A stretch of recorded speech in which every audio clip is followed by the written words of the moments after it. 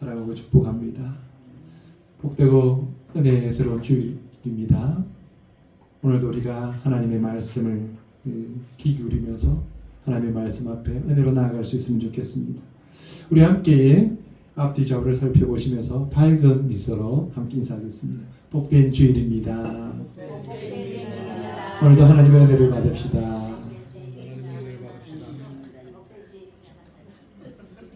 하나 더 합시다. 오늘도 하나님의 은혜를 받읍시다.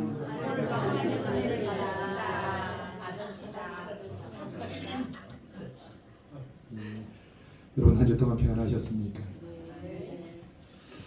참으로 걱정이 많은 세상입니다. 나이가 들수록 마음이 조금 가벼워야 되는데 웬일인지 염려가 더 많아집니다. 내 사전에 불가능이 나뒀다라고 하는 유명한 말을 남긴 나폴레옹이 이런 말을 했습니다. 누군가 나폴레옹 황제에게 물었습니다. 일생 중에 가장 두려운 때가 언제였습니까? 그렇게 물었더니 나폴레옹이 이렇게 얘기를 합니다. 일주일에 한 번 이발사가 수염을 깎을 때다. 그렇게 대답을 했다랍니다. 나폴레옹 황제도요, 이발사가 면도할 때 이 사람이 혹 나쁜 마음을 먹어서 나를 해하면 어떻게 할까 그렇게 염려하면서 면도를 받았다라고 하는 것입니다. 황제가 되면 아무런 걱정도 없고 근심도 없을 것 같은데 황제마저도 염려하고 있는 것이죠. 세상에 염려 없는 사람이 어디에 있겠습니까? 천석군은 천가지 걱정을 하고 만석군은 만가지 걱정을 한다. 그런 이야기들을 우리가 자주 하고 다닙니다. 예수님을 믿는 우리는 그러면 걱정이 없고 근심이 없을까요? 교회를 다니는 늙은 부인이 있었는데요. 이 부인은 언제나 걱정이 많은 사람이었습니다. 어느 해 풍년이 들었어요. 그래서 그 부인의 밭에 많은 감자를 거두었습니다. 그래서 목사님이 생각하기를 이번에는 걱정할 것이 없겠다 이렇게 생각을 하고요. 그 부인을 길에서 만나자마자 기쁜 마음으로 그렇게 얘기를 합니다. 감자가 잘 되었다니 하나님의 은혜를 참 많이 받으셨습니다. 그렇게 인사를 했습니다. 그러자 부인은 이렇게 얘기를 합니다. 감자는 잘 되었습니다만 작년에는 썩은 감자가 많아서 돼지를 키웠는데 이제는 돼지에게 줄 음식이 없습니다. 그렇게 교회를 다녀도요 여전히 우리는 염려합니다. 세상의 걱정을 내려놓지 못하고 있는 겁니다. 최근에 서울대학교 병원 조사에 의하면요 염려증 환자가 급증했다라고 합니다. 서울대학교 병원은 내과에 오는 초진 환자들을 보니까 하루에 적어도 10명 정도, 많게는 30명 정도가요. 아무런 병도 없는데 병원을 찾아온 건강염려증 환자였다라고 합니다. 순천향대학병원의 신경정신과에도요. 하루에 60명 정도가 이렇게 찾아오는데 20명 정도가 건강염려증 환자였다라고 하는 겁니다. 건강에는 특별한 이상이 없는데요. 건강 이상을 염려하면서 병원을 찾아왔던 그래서 건강염려증이라고 하는 새로운 병까지 얻게 되었다라고 하는 거죠. 현대를 살아가는 우리는요 많은 정보들을 얻습니다. 특별히 건강에 대해서 많은 정보를 얻다 보니까요 더 많은 염려를 하고 있는 것 같습니다. 현대인에게 건강에 대한 염려만 있는 것은 아닙니다. 삶에 대한 많은 문제를 염려하면서 고통 속에서 살고 있는 것입니다. 오늘 예수님은 우리에게 이렇게 말씀하십니다. 본문 31절을 같이 읽어보겠습니다. 31절입니다. 그러므로 염려하여 이르기를 무엇을 먹을까, 무엇을 마실까, 무엇을 입을까 하지 말라. 예수님은 삶의 모든 문제를 가지고 염려하고 있는 우리를 향해서 염려하지 말아라 그렇게 말씀하십니다. 왜 염려하지 말라고 하실까요? 첫 번째는요. 염려가 우리의 문제를 해결해 주지 않기 때문입니다. 본문 27절입니다. 너희 중에 누가 염려함으로 그 길을 한 자라도 더 할 수 있겠느냐. 우리가 하는 염려로 해결될 수 있는 일이 몇 가지나 있을까요? 미국의 심리학회 조사에 의하면요. 인간의 염려, 걱정을 이렇게 분석해 보니까 대부분의 염려는요. 지나간 과거의 일입니다. 그리고 앞으로 없는 상상입니다. 그리고 염려해서 해결할 수 없는, 어쩔 수 없는 불가항력의 일이었다. 그렇게 나옵니다. 이게 92%입니다. 우리가 실제로 염려해서 생기는 일은요, 8%밖에 없더라는 겁니다. 우리가 염려하는 대부분의 염려는요, 지금 본인에게는 나타나지 않는 일입니다. 괜한 걱정, 쓸데없는 걱정을 하면서 우리는 염려 속에서 살아가고 있는 것입니다.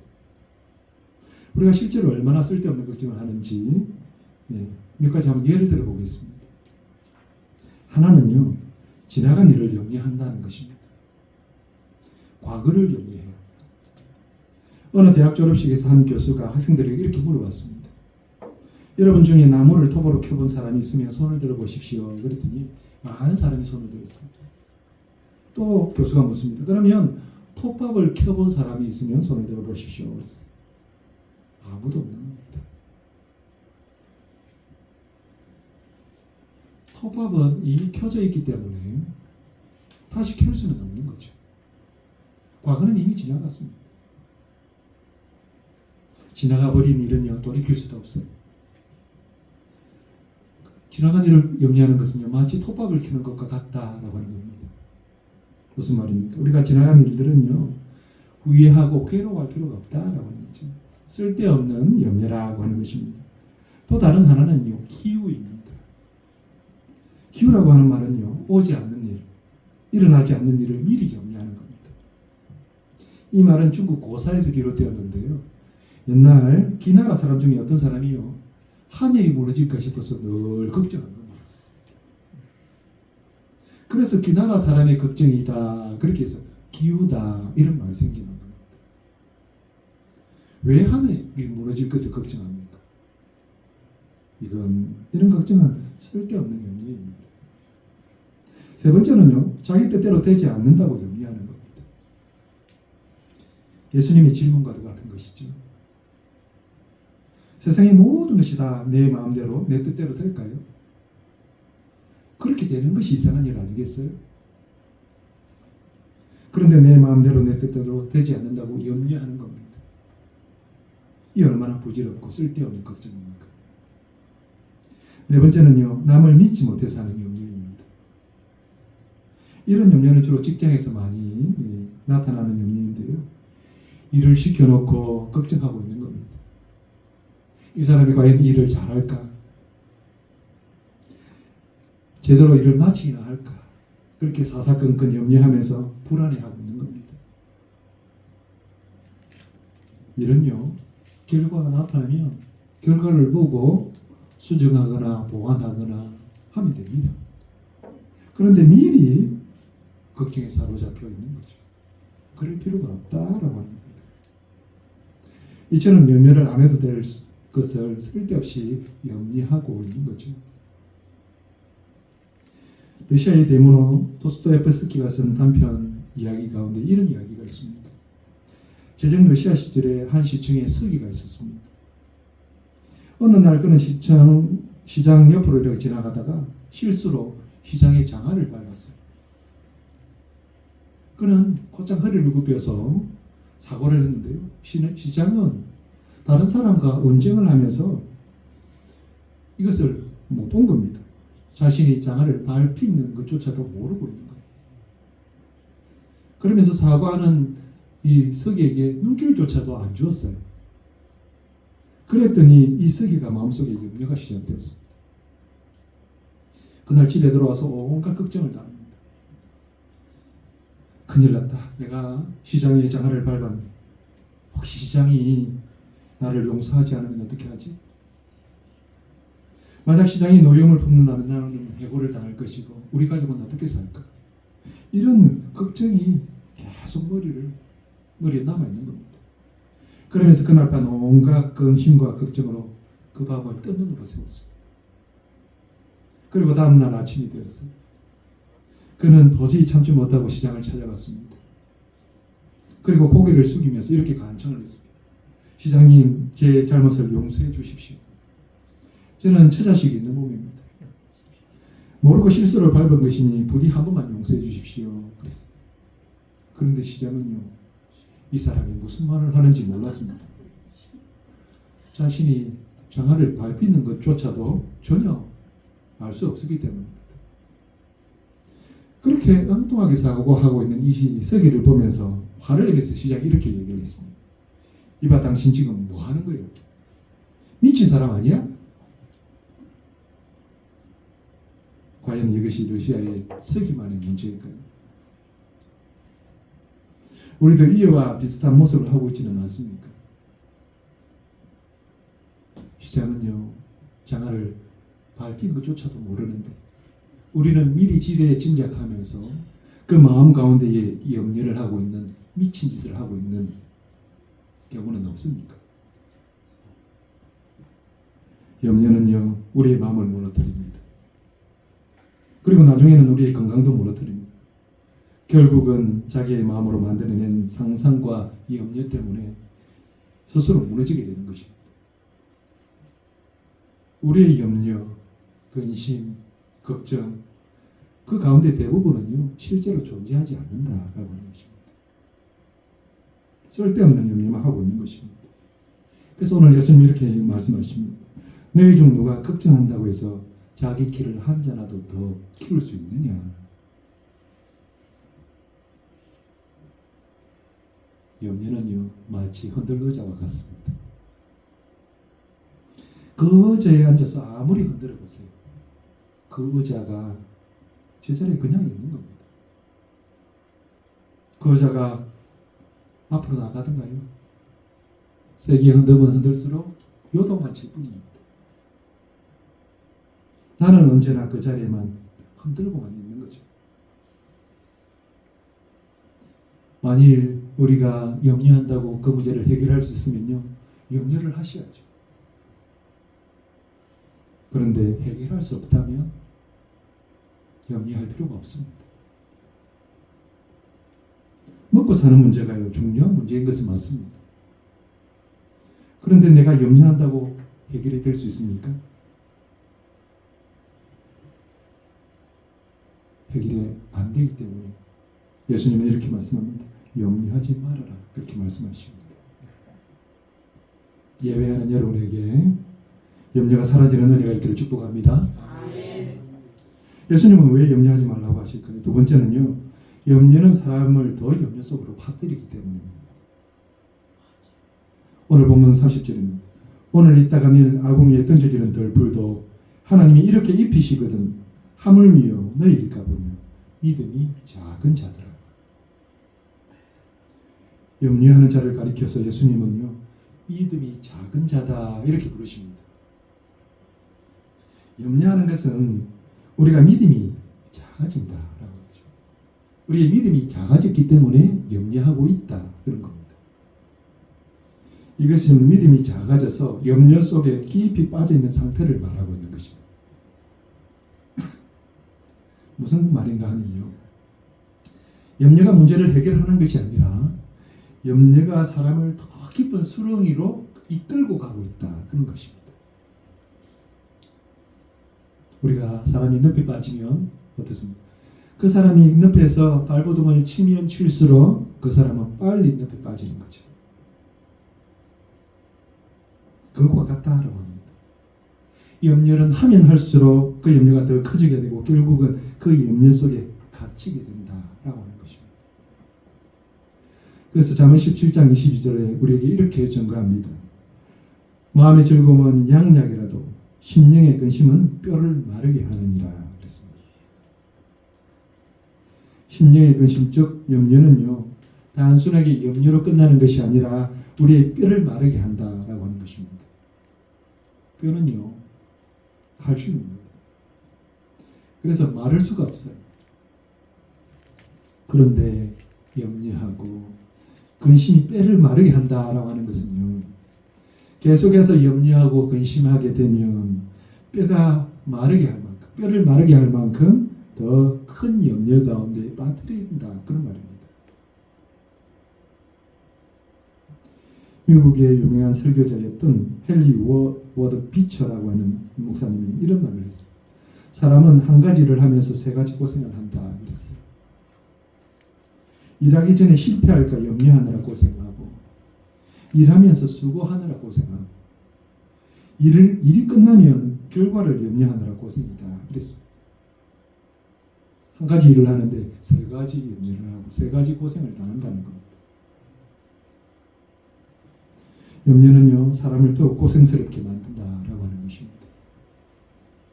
그래서 한 가지 일을 하면서요, 실패할까 염려하면서 고생을 하고, 일하면서 또 고생을 하고, 일을 마쳐놓고도 결과를 염려하느라 고생한다라고 하는 것입니다. 노벨 의학상을 받은 알렉시스 카렐 박사님은 이런 말을 합니다. 염려와 싸우는 방법을 모르는 사람은 일찍 죽는다 그랬습니다. 다시 한 번 더 들려드릴까요? 염려와 싸우는 방법을 모르는 사람은 일찍 죽는다. 이 말은 염려가 단순히 감정의 고통으로만 끝나지 않는다라고 하는 것입니다. 염려가 우리의 몸과 정신에 심각한 영향을 끼친다라고 하는 것입니다. 염려를 그렇게 해서 방치를 하게 되면 우리는 결국 일찍 죽을 수밖에 없다라고 하는 것입니다. 그리고 염려를 영어로 worry라고 합니다. 그래서 don't worry라면 염려하지 말아라 그런 말이죠. 이 worry라는 말은 워겐이라고 하는 독일에서 유래했는데요. 이 독일의 워겐이라고 하는 말은 목을 졸라 죽인다 그런 뜻입니다. 목을 졸라 죽이는 거예요. 사람의 목을 조르면 죽는 것처럼요, 염려는 우리의 목을 조른다. 염려는 우리의 마음을 두려움으로, 불안으로, 초조함으로, 근심, 걱정으로 그렇게 목을 조르듯이 조른다라고 하는 것입니다. 그래서 서서히 죽음에 이르게 한다라고 하는 것입니다. 6월절을 앞두고 한 사람이 랍비에게 와서 원언을 합니다. 랍비님, 저는 너무 근심 걱정이 많습니다. 없는 것이 너무 많아서 꼴머리가 아픕니다. 더 이상 못 살겠습니다. 그랬더니 랍비가 무슨 근심이 있느냐라고 물었습니다. 그는 6월절이 다가오는데 무교벌 살 돈도 없고요, 포도주도, 자기 옷도, 아내 옷도, 자녀 옷도, 심지어 고기 살 돈도 없다라고 하는 것입니다. 그래서 랍비가 물었습니다. 무교병이 얼마입니까? 5,000원입니다. 포도주는 얼마입니까? 10,000원입니다. 자네 옷은 50,000원입니다. 아내 옷은 100,000원입니다. 자녀 옷은 30,000원이요. 그러면 고깃값은 얼마입니까? 20,000원이요. 이 말을 듣고 랍비는 조용히 이렇게 말을 합니다. 이제 자네는 돌아가서 너무 많은 걱정을 하지 말고 한 가지만 걱정하기. 21만 5천원 걱정 하나만 하기. 그리고 하나님께 한 가지만 기도하기. 21만 5천원을 달라고 기도하기. 우리는요, 쓸데없는 걱정을 너무 많이 해요. 그러다 보니 염려 속에서 갇혀서 삽니다. 염려가 우리의 목을 조르도록 내버려 둡니다. 그래서 예수님은 믿음의 자녀들을 향해서 염려하지 말아라, 그렇게 당부를 지금 하고 계신 겁니다. 염려가 우리를 죽음으로 끌어가지 못하도록 하라는 것입니다. 염려가 우리의 마음을 붙들지 못하도록 그렇게 이기라는 것입니다. 그러기에 염려를 이기는 여러분 다 되시기를 축복합니다. 아멘. 왜 염려하지 말라고 하실까요? 세 번째는요, 하나님이 우리를 책임지시기 때문입니다.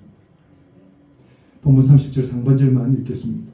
오늘 있다가 내일 앙흑에 던져지는 덜풀도 하나님이 이렇게 입히시거든 하물며 내일까 보냐. 아멘. 예수님이 우리에게 염려하지 말라고 하는 이유는요, 너무너무 분명합니다. 우리의 삶의 모든 것을 하나님이 책임지신다는 것입니다. 그래서 우리가 살기 위해서 먹는 것, 입는 것, 그것을 위해서 염려하지 말아라고 하십니다. 한 가정에 아이가 태어났습니다. 그 아이가 태어나면서부터 걱정을 합니다. 나는 내일 무엇을 먹어야 될까? 어디서 먹을 것을 구하지? 그렇게 걱정을 합니다. 나는 무엇을 입어야 하지? 그 옷을 어떻게 구하지? 그렇게 걱정을 합니다. 여러분, 이런 아이를 보신 적이 있습니까? 아이는 걱정하지 않습니다. 아이는 염려하지 않습니다. 왜 걱정하지 않을까요? 부모가 있으니까요. 보호자가 있으니까요. 아이는 태어나면서부터 부모가 모든 것을 주는 것을 압니다. 부모가 모든 것을 책임져 주기에 염려하지 않는 것입니다. 예수님은 염려하지 말라고 하시면서 들에 자라나고 있는 백합화를 보아라 그렇게 말씀하셨습니다. 들에 피는 백합화가 어떻게 자라는가 생각해 보라는 겁니다. 백합화가 수고도 아니하고 길쌈도 아니하는데 얼마나 아름다운지 솔로몬이 영광 가운데 입은 그 옷도 그 꽃 하나만 못하였다는 것이죠. 오늘 피었다가 없어지는 들풀도 역시나 하나님이 입히신다는 것입니다. 한철만 피는 이 들풀도 하나님이 이렇게 입혀주시는데 하물며 너일까 보냐 그렇게 물으십니다. 들에 아무렇게나 허드러지게 피어있는 저 들풀도요. 하나님은 입히시고 돌보시는데 하나님의 자녀인 우리가 어찌 하나님께서 돌보시지 않겠느냐고 예수님은 물으십니다. 그리고 예수님은 공중에 날고 있는 새를 보라고 하십니다. 하늘에 날고 있는 저 새를 한번 보아라. 그 하늘을 나는 새는 곡식도 심지 않고 곡식도 거두지 않고 창고에 모아들이지도 않는다. 그럼에도 불구하고 그 새는 아직도 여전히 날고 있다는 거죠. 이는 하늘 하나님께서 기르시고 계시기 때문이라는 것입니다. 하물며 너희들은 새보다 더 귀하지 아니하냐? 그렇게 예수님은 물으십니다. 새가 곡식을 심고 거두지도 않아도 잘 살고 있는 것처럼 이 땅의 모든 것은 하나님이 책임지고 계십니다. 그런데 사람들은 어떻습니까? 자신이 책임지려고 합니다. 그러니 걱정하고 근심하면서 하나님을 잊어버리는 것입니다. 예수님 지금 우리에게 묻고 계십니다. 하나님께서 너희를 책임지시지 않으시겠느냐? 우리는요, 믿음을 마치 대단한 일을 해야 되는 도구처럼 생각을 합니다. 근데 믿음은요, 하나님을 신뢰하는 겁니다. 나를 하나님께 맡기는 거예요. 내가 삶의 주인이 되어서 모든 것을 책임지면서 살아가는 것이 아니라 하나님께서 책임지시는 삶을 인정하고 그렇게 사는 거예요. 그렇게 살고자 하는 자들에게 예수님은 염려하지 말라고 하십니다. 부모가 있는 아이에게 염려가 없는 것처럼 하나님이 우리의 부모가 되어 주신다라고 하는 것입니다. 빌립보서 4장 19절 말씀입니다. 나의 하나님이 그리스도 예수 안에서 영광 가운데에 그 풍성한 대로 너희 모든 쓸 것을 채우시리라. 아멘. 우리의 아버지 하나님은 은혜가 풍성한 분입니다. 그러므로 우리에게 필요한 모든 것을 풍성하게 채워주십니다. 이 평범한 사실이 우리의 마음에 있기를 바랍니다. 아멘. 그럼에도 염려가 계속 일어나면 우리의 마음 가운데 염려가 계속 찾아오면 우리가 어떻게 해야 될까요?